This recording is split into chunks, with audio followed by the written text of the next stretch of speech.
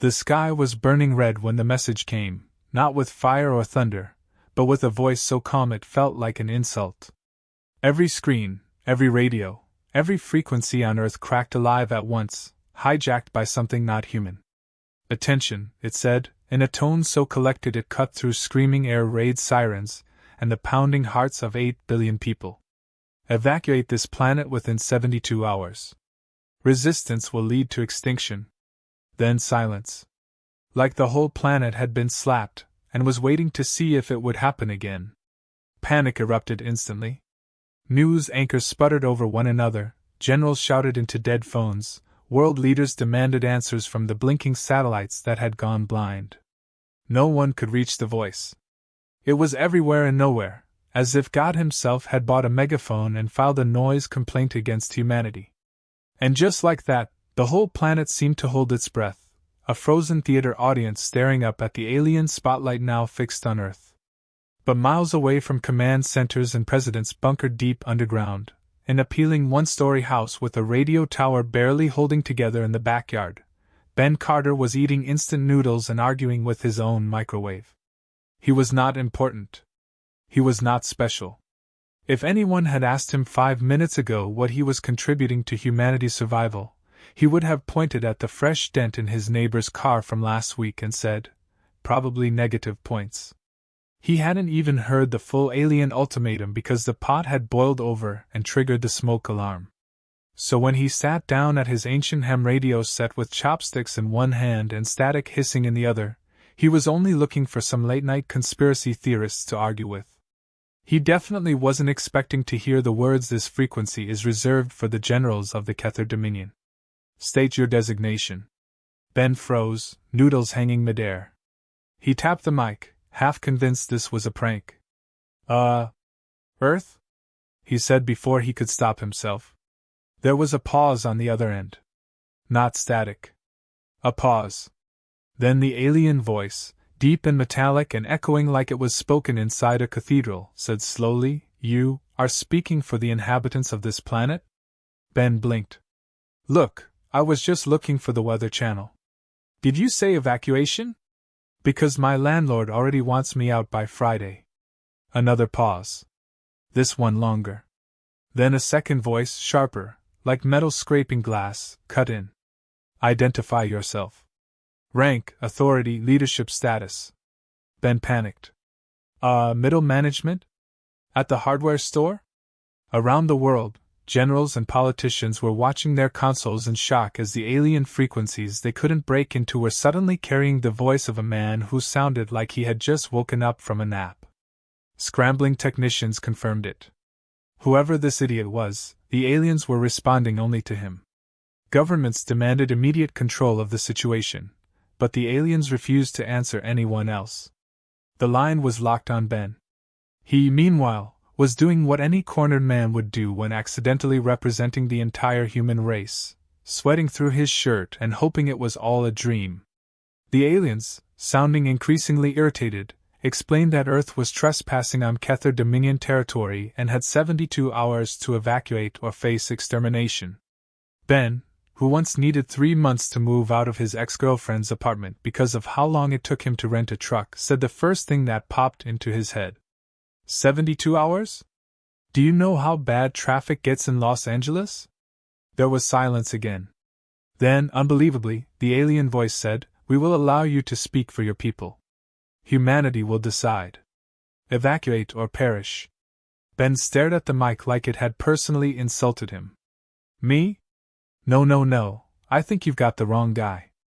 I'm not even on my neighborhood watch list." But the aliens had already ended the transmission, promising to return for Earth's decision. In a war room under Washington, a 4-star general crushed a coffee cup in his fist. Around him, intelligence directors screamed into phones demanding the identity of whoever had hijacked first contact with an interstellar empire. Facial recognition teams scoured every camera near the radio tower. They found Ben's driver's license photo. Someone groaned, "That guy? He looks like he got rejected from jury duty." Meanwhile, Ben was pacing his living room, trying to process the fact that entire species were now waiting on him like he was hosting the world's worst customer service line. Outside, reporters were already arriving. His phone exploded with calls from numbers labeled unknown. Someone in a suit pounded on his door yelling about presidential briefings. Ben shoved a chair under the handle and shouted back that he was very busy pretending none of this was happening. But the universe was not done with him. The radio crackled again. Ben jumped so hard he spilled noodles on the carpet.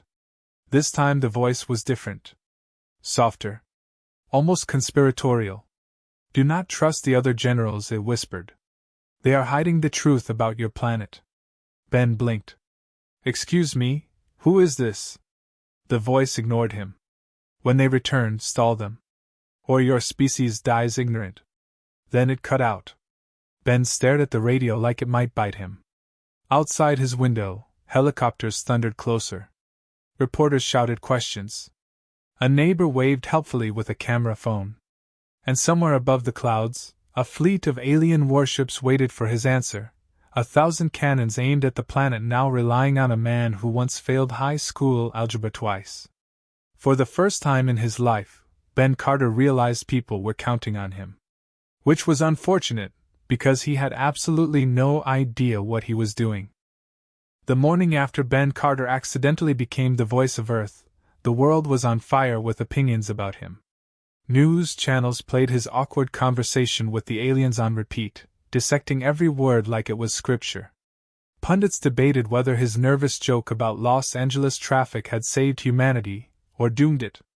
On social media, he was now known as Earth Guy, Ambassador Awkward, and in one unfortunate meme, the negotiator who orders takeout mid-apocalypse.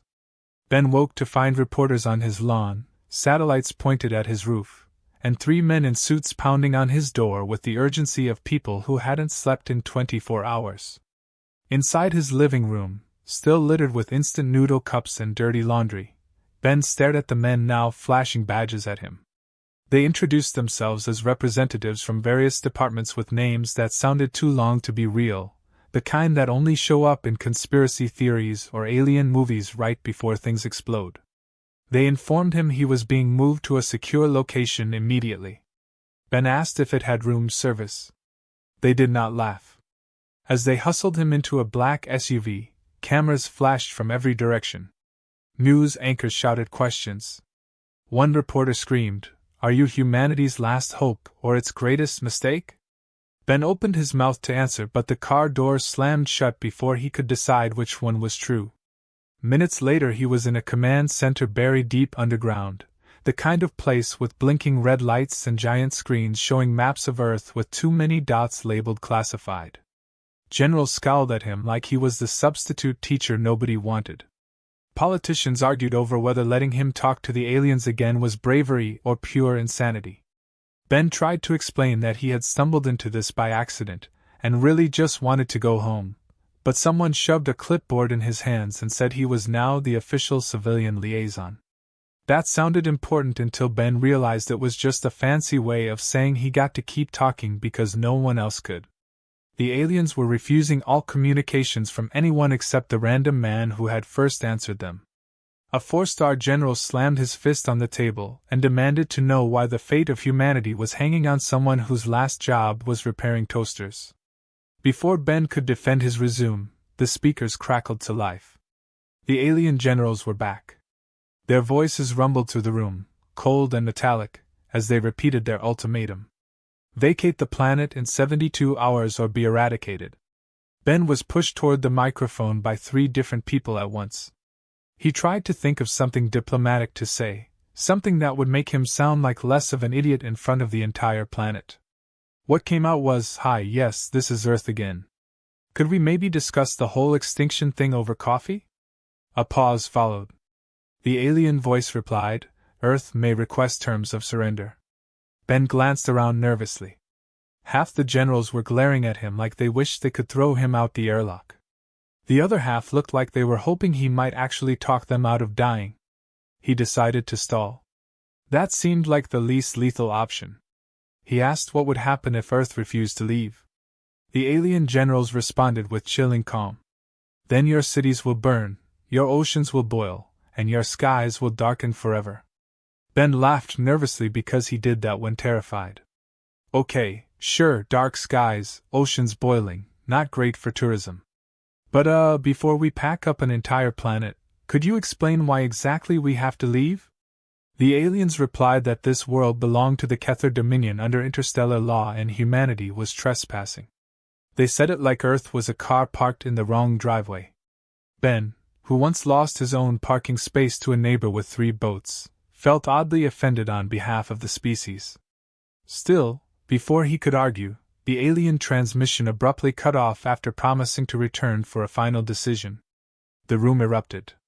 Politicians shouted over each other about evacuation logistics. Military leaders barked orders to ready weapons that everyone knew were useless against ships the size of small countries. Scientists argued about whether there was any chance this was a misunderstanding. In the chaos, Ben slipped out into a hallway because no one was watching him anymore.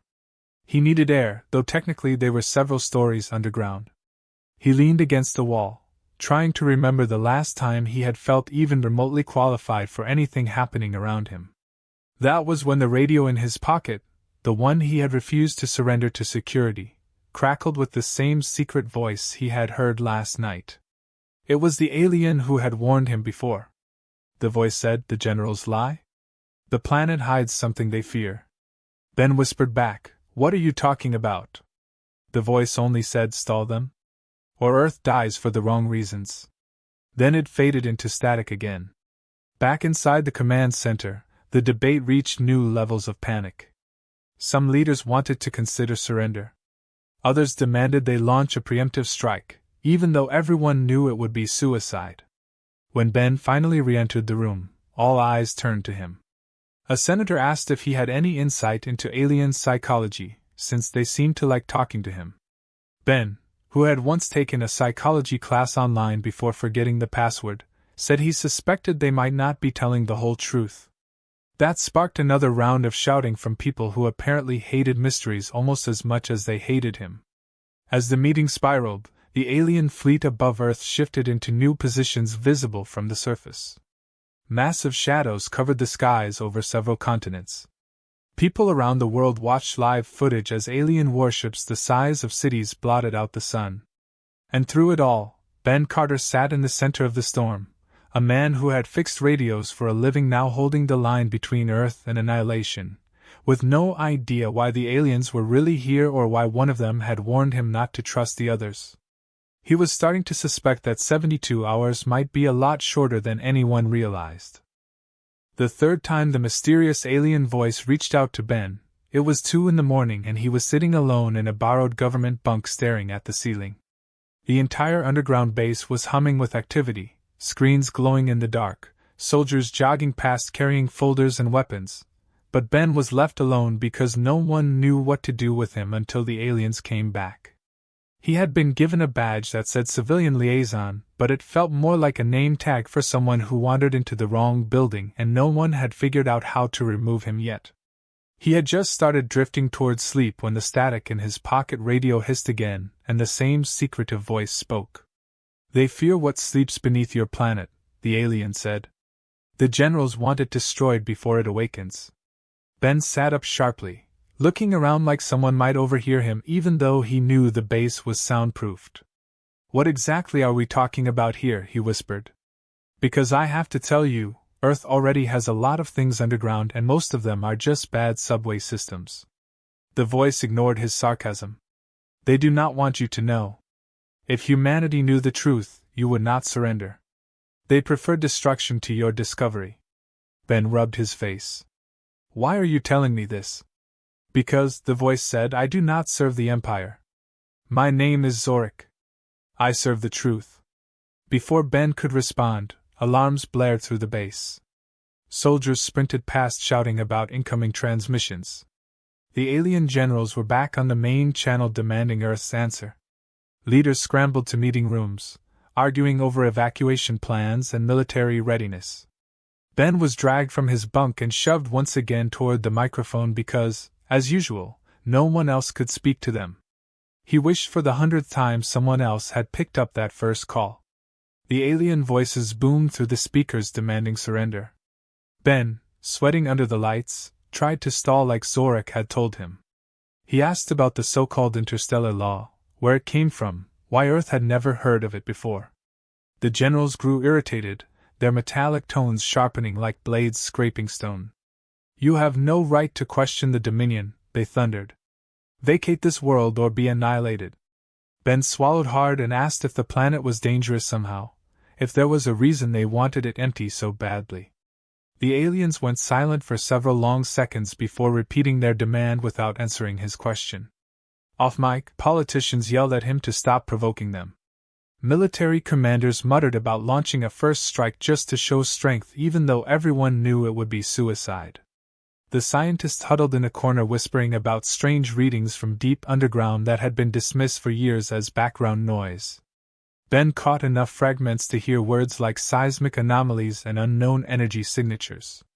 His stomach turned as he wondered what exactly might be buried under Earth's crust that even aliens were afraid of. Then everything shifted in an instant. Sirens wailed again, but this time it wasn't a drill.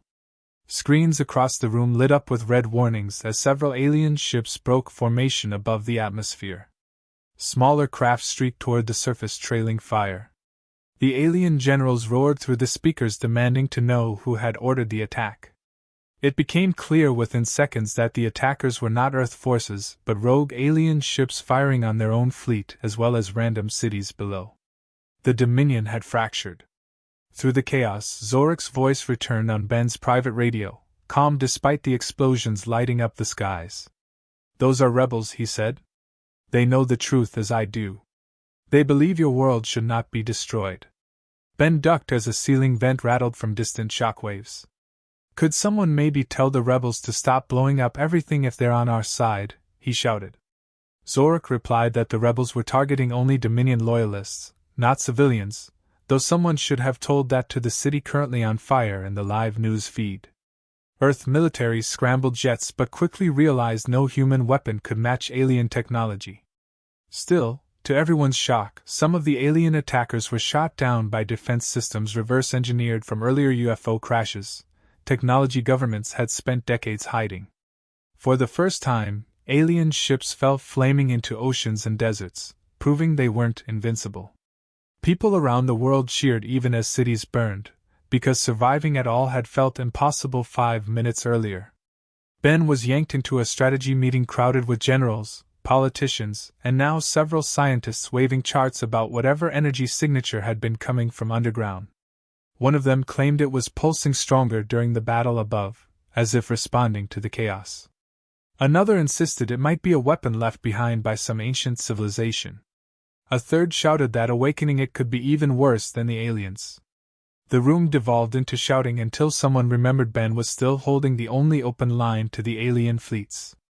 Zorak came back on the main channel this time, speaking publicly for the first time. He declared that the Dominion's leaders were lying about Earth belonging to them. He said the real reason for the planned extermination was the thing buried under the ice of Antarctica, something powerful enough to threaten the entire Empire if rediscovered. The Dominion generals cut into the transmission screaming for him to be silenced. Zorak ignored them and told Earth to reach the site before the Empire did if humanity wanted any chance of survival. Every government leader in the room started shouting at once. Half demanded to know what weapon he was talking about. The others demanded coordinates. Someone yelled that this was obviously a trap.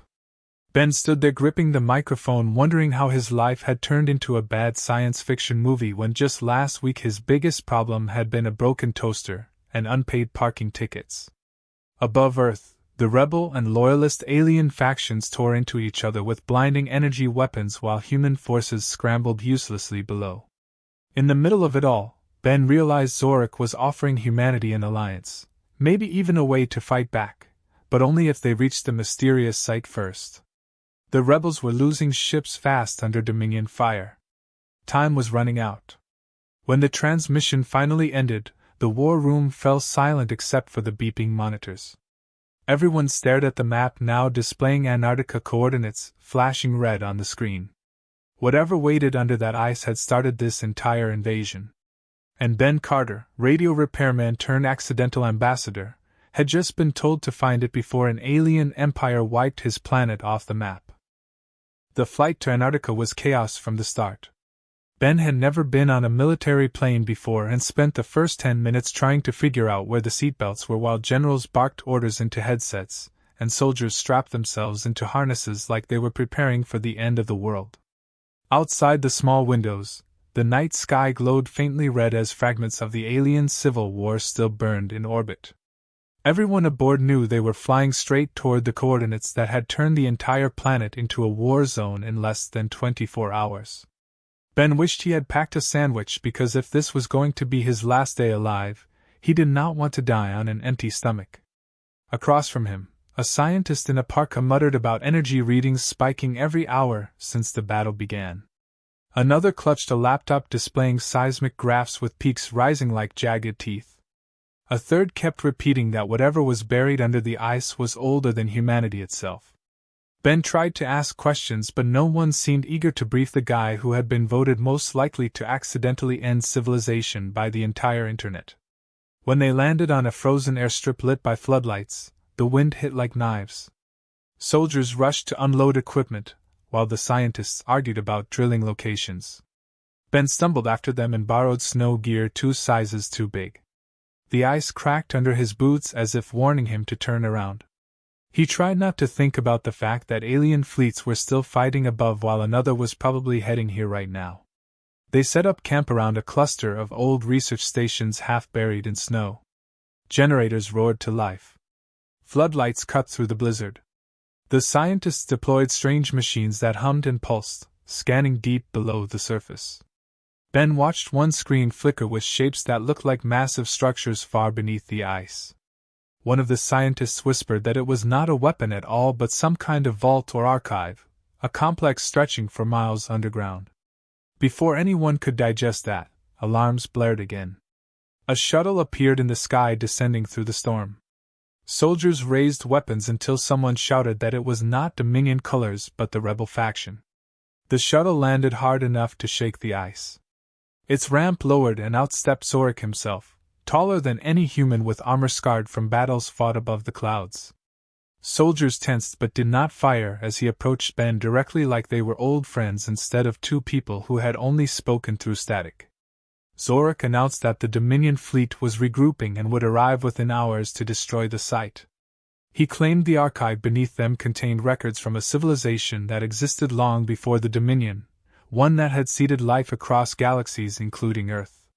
If those records survived, they could prove the Dominion's claim to power was built on lies. Ben asked why that mattered while shivering so hard he could barely talk. Zorik replied that the Dominion ruled by declaring themselves the first and oldest empire in the universe. If evidence showed they were not, entire worlds would rise in rebellion. The scientists grew excited, demanding access immediately. Generals argued about securing the area first. Ben mostly tried to stay warm while realizing the fate of both Earth and an alien empire now revolved around what lay under several miles of frozen water. They began drilling through the ice using equipment flown in by the rebels. The ground shook with every blast as chunks of frozen earth were hauled away, revealing black metal structures far older than human history. Symbols no one could read glowed faintly along the walls as if waking from a long sleep. The scientists cheered while the soldiers formed defensive lines around the growing pit. Then the betrayal came. A second human military contingent arrived claiming to reinforce the mission. Their commander immediately demanded control over the site in the name of Earth's Security Council.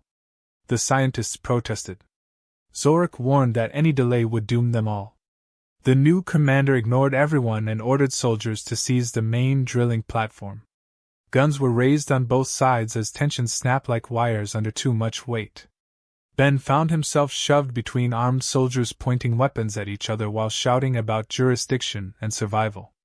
He tried to explain that maybe fighting each other while alien death fleets were minutes away was not the best use of time, but no one listened.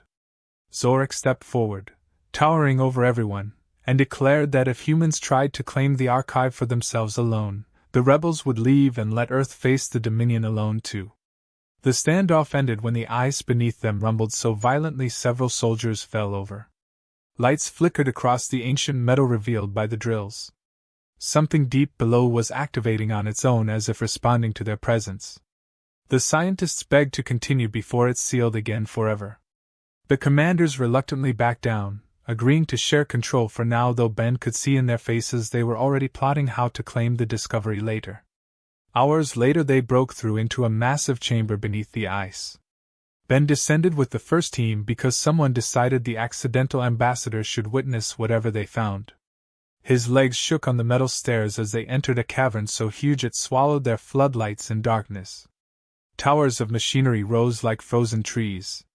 Walls carved with alien symbols pulsed faint blue light. At the center stood a sphere the size of a house covered in patterns that seemed to shift when stared at too long. The scientists swarmed over consoles trying to translate the symbols. Zorik moved with surprising reverence for someone who had spent most of the day shooting at people. He explained this was not a weapon but a memory vault containing knowledge from the precursors, the civilization that had seeded countless worlds. Ben asked the obvious question through chattering teeth. Did that mean Earth had been planted like a garden by aliens millions of years ago? Zorik said yes, but added that humanity might actually be older than the Dominion itself, perhaps even descended from the same beings who built this place. Before anyone could respond, warning sirens screamed across the camp above. Dominion ships were entering the atmosphere. The archive doors shuddered as if sensing the danger. Soldiers rushed to defensive positions while scientists begged for more time to unlock the data. Zorik swore in his language and signaled his rebel troops to prepare for a last stand. Ben stared at the glowing sphere in the center of the chamber, realizing it might hold answers to every question humanity had ever asked about its place in the universe. And now an empire was coming to bury those answers forever under fire and ash. The first Dominion strike hit the ice ridge beyond the camp, sending a shockwave that knocked soldiers and scientists sprawling. Sirens howled through the blizzard as rebel troops fired back with weapons that hissed streams of blue energy into the sky. The air burned with the smell of ozone and melted snow. Ben found himself crouched behind a supply crate watching lights streak across the heavens while commanders shouted orders through the chaos.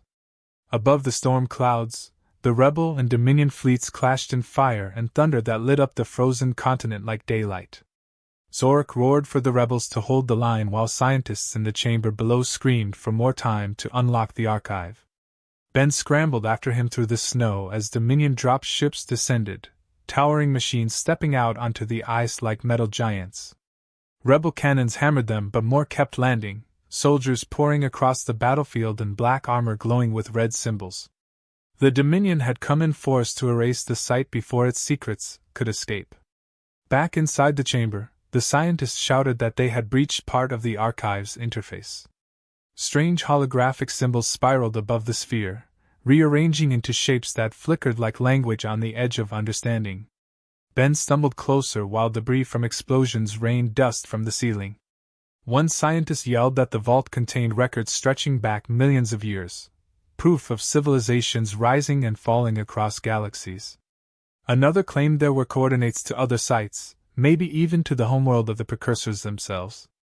Then a shockwave ripped through the cavern as Dominion troops broke past the outer defenses. Rebel soldiers poured into tunnels to block them while gunfire echoed closer. Zorik shoved a strange alien rifle into Ben's hands, though he admitted it probably would not help much. Ben had never held anything more dangerous than a nail gun before and nearly dropped it trying to find the trigger. The rebels fought with ferocity, but the Dominion forces pushed closer every minute. Above ground, Earth militaries had finally joined the battle using every experimental weapon they had hidden for decades. Energy cannons mounted on tanks punched holes through Dominion walkers. Fighter jets unleashed swarms of drones reverse-engineered from alien wrecks. For the first time since the invasion began, humanity was fighting back alongside rebel forces instead of just surviving. Ben was shoved toward a console where scientists yelled for him to speak into the alien interface. It responded only to organic voices, and for some reason his had triggered a reaction earlier when he asked what the symbols meant. Hesitating only a moment, Ben repeated his question into the glowing sphere. The chamber filled with sound like distant thunder shaped into words that no one understood yet somehow carried meaning. Images flooded the air in ghostly light, stars forming, planets blooming with life, fleets crossing galaxies under banners older than memory. Humanity's entire history was shown as only one branch of a vast tree stretching back before the Dominion existed. The scientists screamed in triumph. If they could broadcast this proof to the galaxy, it would shatter the Dominion's claim to eternal rule. Worlds living under its fist might rise in rebellion. But the Dominion generals must have realized the same thing because their troops fought harder, forcing rebels and humans back toward the chamber. Explosions shook the walls as soldiers died buying seconds for the scientists to copy the data into portable drives. Outside, the largest Dominion warship descended through the clouds, a floating fortress casting shadow over the battlefield. Its cannons charged to vaporize the entire site. Rebel pilots launched desperate attacks but were swatted from the sky like insects. Zorik shouted that once the fortress fired, nothing on this continent would survive. Ben grabbed a radio and screamed for someone to stop the ship, though he had no idea who might hear him. To his shock, the reply came not from rebels or Earth forces but from orbit, where a swarm of civilian satellites had been jury-rigged into transmitters.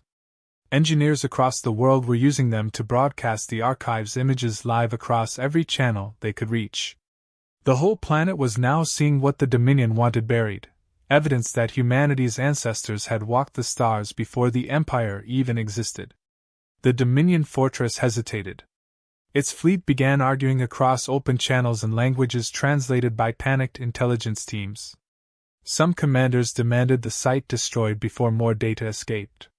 Others feared the rebellion spreading faster if they fired now and looked like tyrants hiding the truth. That moment of hesitation gave rebel ships time to swarm the fortress with stolen Dominion weapons.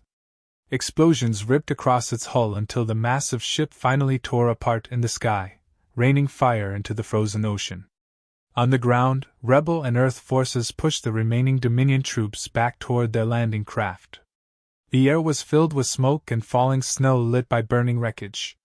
Scientists emerged from the chamber carrying drives packed with data that could change the galaxy forever. Zorik declared the archive secured, though more Dominion fleets would soon arrive when news of their defeat spread. Then the sky split with a projection so huge it seemed carved from the clouds themselves. A figure cloaked in darkness appeared above the battlefield, its voice shaking the air like thunder. It was the Dominion Emperor addressing not just the armies below but the entire planet, now watching through endless cameras and broadcasts. "Surrender the archive," the Emperor commanded, "or Earth will burn along with every rebel world." His image towered over wrecked ships and smoking ice like a god passing judgment. Ben realized every microphone on Earth was pointed at him again because no one else had the open channel to answer. Millions watched as he stood there covered in soot, clutching an alien rifle too heavy for him, while the most powerful being in the galaxy demanded submission. His voice cracked at first, but somehow he found words, if only because silence felt worse. "You want the truth buried because it scares you," Ben said. "It scares you that you are not first. It scares you that the galaxy will know you are just another empire built on someone else's ashes." The Emperor's eyes blazed like suns. "Then let them fear me instead," he thundered. "If Earth keeps the archive, I will make an example so terrible no world will ever defy us again." Ben's heart pounded so hard he thought it might break his ribs. Around him soldiers waited, scientists clutched data drives, and the entire planet held its breath, wondering if a man who once fixed radios could talk down a god with a fleet at his command. The Emperor's image loomed above the ice like a storm-given shape, his voice rolling across the battlefield as rebel and Dominion soldiers alike froze mid-fight to listen. "Surrender the archive or Earth will burn," he repeated, each word carrying the weight of entire worlds conquered before breakfast. Ben's mouth had gone completely dry, but every camera on the planet was pointed at him, and apparently so was the fate of humanity, so he swallowed hard and tried not to think about how badly his legs were shaking. Around him soldiers waited with weapons raised, scientists clutched data drives containing truths older than the Empire itself, and Zorik stood silent with the expression of someone ready to die fighting if this went wrong. Ben thought of all the history lessons he had slept through in school, the speeches about courage and destiny he never paid attention to because they had nothing to do with paying rent or fixing broken radios. Now the most powerful being in the galaxy wanted him to hand over the one thing that could break the Dominion's grip on thousands of worlds. He wished someone more qualified were here, someone who knew how to make speeches that did not sound like panicked rambling. But the Emperor was waiting and the entire planet was watching, so he opened his mouth and hoped words would come out in the right order. "We are not giving it back," he said, and his voice only cracked a little, which felt like a victory. The Emperor's burning eyes narrowed. "Then your world dies," the voice of thunder replied. Ben almost stepped back but forced himself to keep talking, because if he stopped now he would probably faint, and nobody wanted humanity's last stand to end with their spokesman face down in the snow. "You are afraid," Ben said louder this time. "This proves you were not first.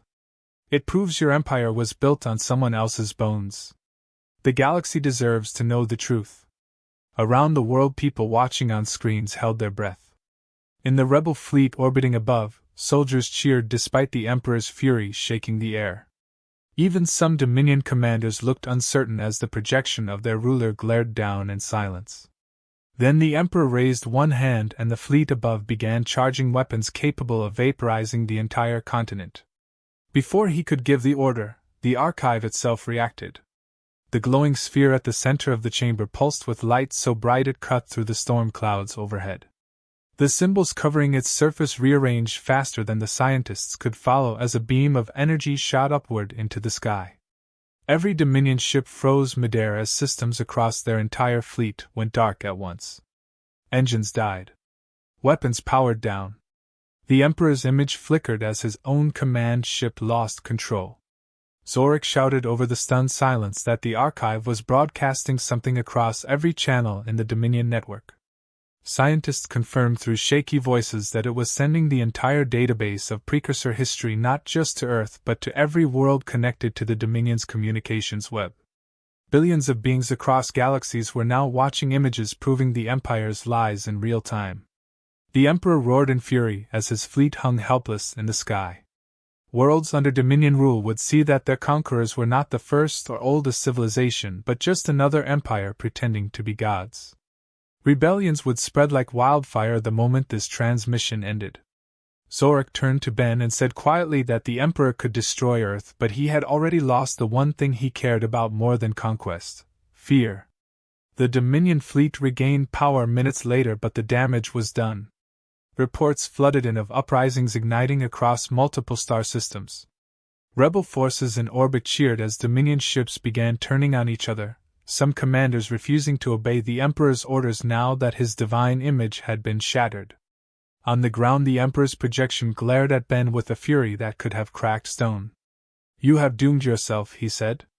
Ben, whose hands were still shaking so hard he nearly dropped the alien rifle, somehow found the nerve to grin like an idiot in front of the most powerful tyrant alive. "Maybe," he said, "or maybe you just got downgraded from god to angry landlord. Either way, Earth is staying right here."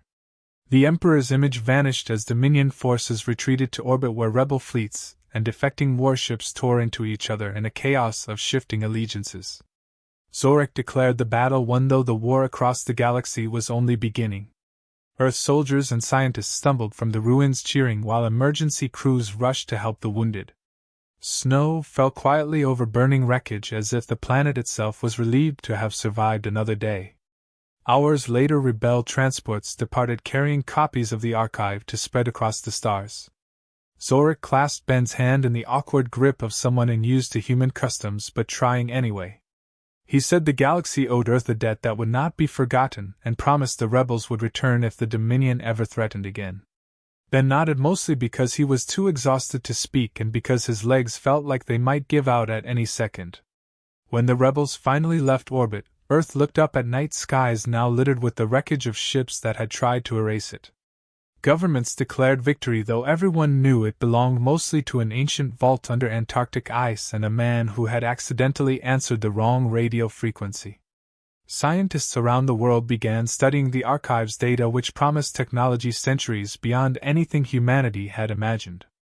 Ben found himself back in his small house days later, where reporters still camped outside and neighbors waved like he was some kind of celebrity instead of the same guy who once got locked out of his own bathroom for half a day. The world called him the voice of Earth, though he privately suspected most of his speeches had sounded like barely contained panic. Late one evening, as he sat with cold coffee staring at the quiet radio on his table, it crackled to life one more time. Not Zork this time. Not the Dominion either. A voice older than both spoke in tones like wind over stones, saying, "We have awakened, and the stars are watching again." Then it faded, leaving only static behind, and Ben sitting very still, wondering just what exactly humanity had uncovered under all that ice and whether Earth's wildest days were still ahead.